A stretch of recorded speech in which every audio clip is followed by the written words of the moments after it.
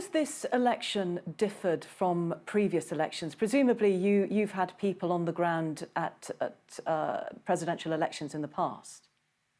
This is our 9th mission in the United States, so we're not new to coming here and observing elections.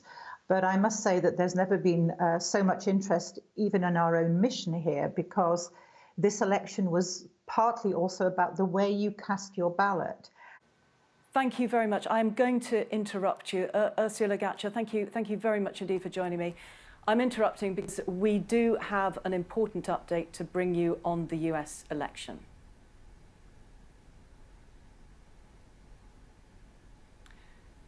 Joe Biden has won the American presidential election. The BBC projects that he has reached 270 electoral college votes, meaning that he will become the president in January, pending the outcome of any legal challenges.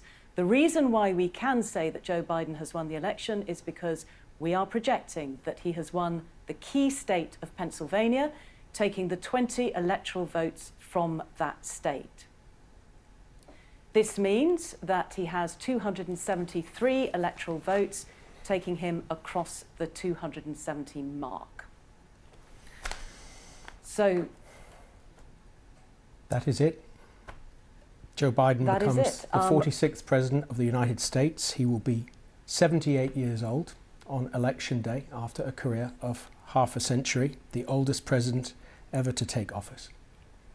James, we are still saying it is a projection. This is the BBC's projection, but indeed, that is where we are right now. I think we should cross to the BBC's Yalda Hakim, who is in Philadelphia, Pennsylvania.